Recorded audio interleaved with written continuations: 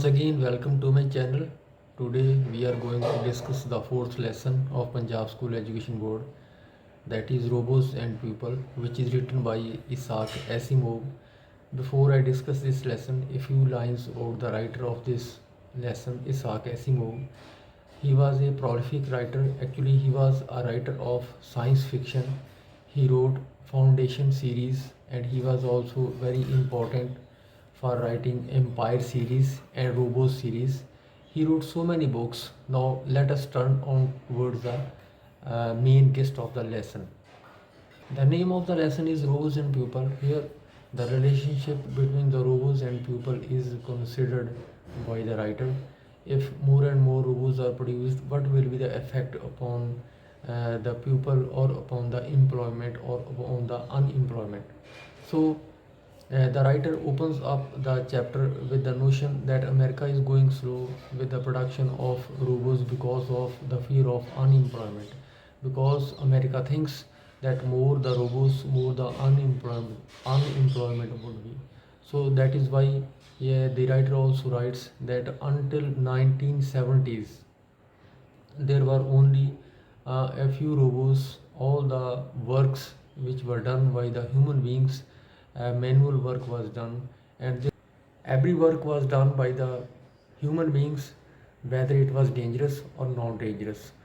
As far as the question of dangerous works is concerned, working with the dangerous chemicals, working with the explosives, or working on the high line electric uh, lines, everything was done by the human beings.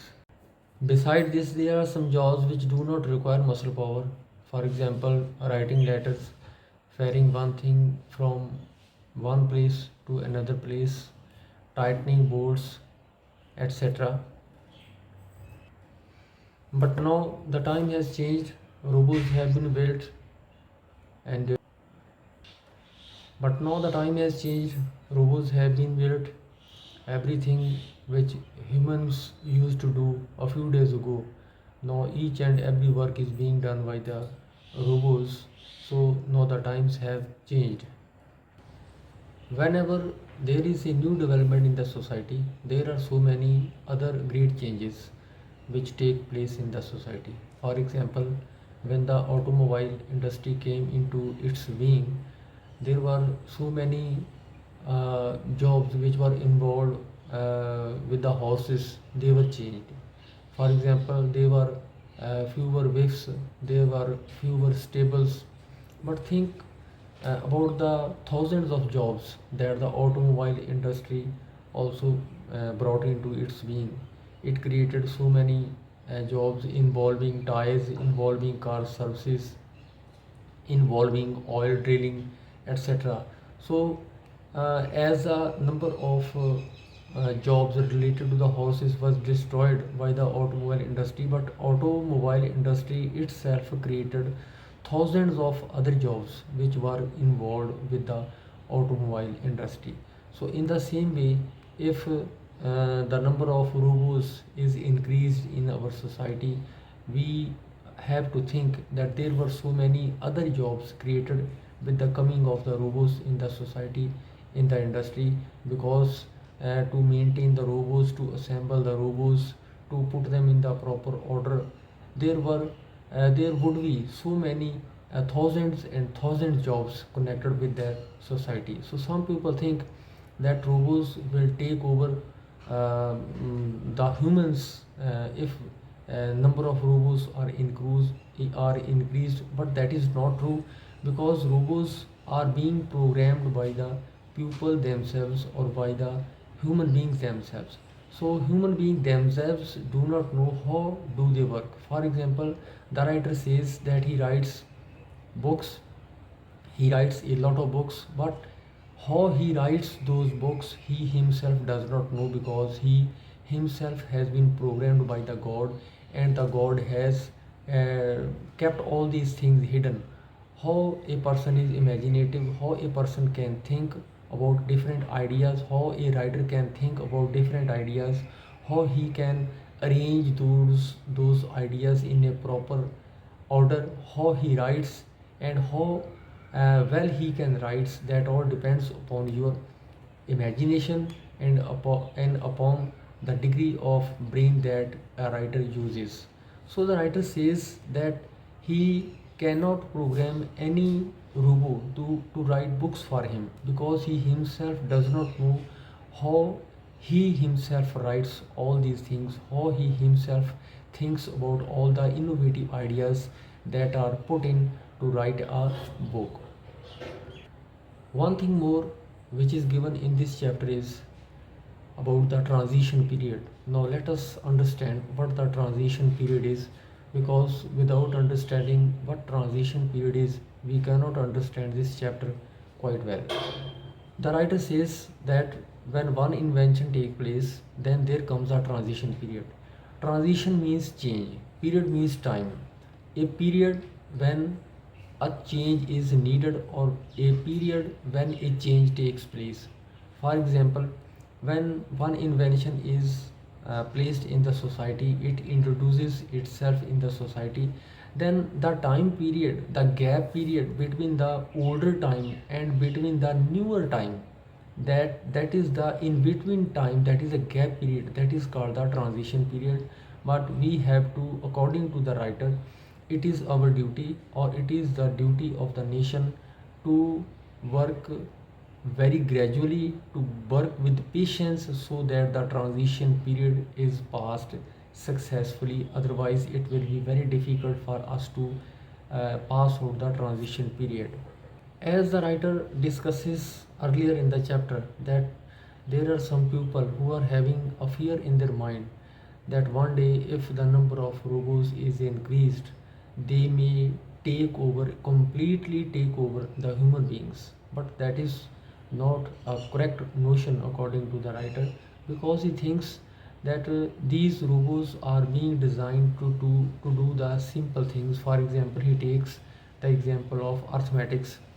Arithmetics is done by the human brain also.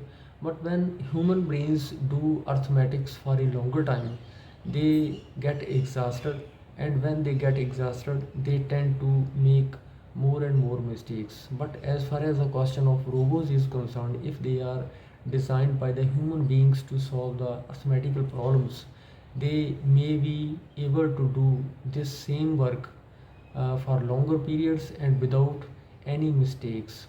So that is why there is no apprehension, because they have been designed by the human brain. So there is no doubt, there should be no fear in the mind of the people that one day, if number of robots is increased, they may take over the human society.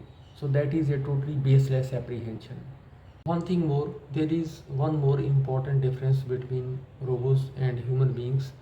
Robots cannot think about new ideas, but as far as the question of human beings is concerned, they are imaginative, they can think up of new ideas, they can think in starting ways.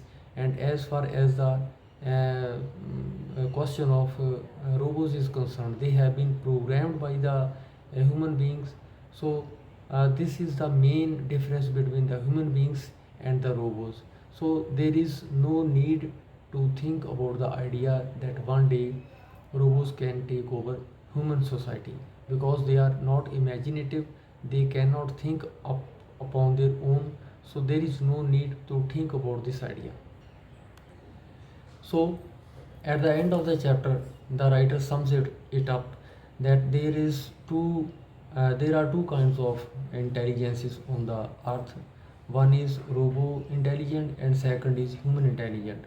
And he sums up the chapter by saying that both of these intelligences have to work hand in hand if we have to produce more and more good results. If robots are working single-handedly, and the results will not be as good as they are working in hand to hand with the human being. And on the same way, if human being single-handedly is doing all the things, no good results can be brought. But if robots intelligence and human intelligence both are working hand in hand, that would be best. And the beneficial part for the society. So that is the end of the chapter. So in this chapter, what the writer tries to say, that technology is very important for the development of the human society.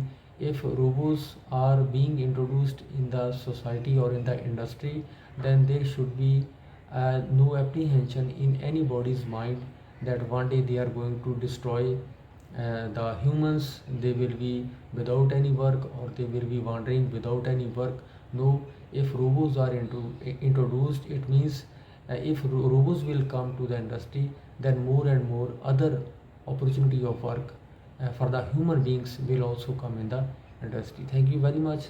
This is the end of the chapter. If you have any doubts or any problems, or if you want to discuss any other questions related to this lesson with me, you may drop your questions in the comment box. Thank you very much.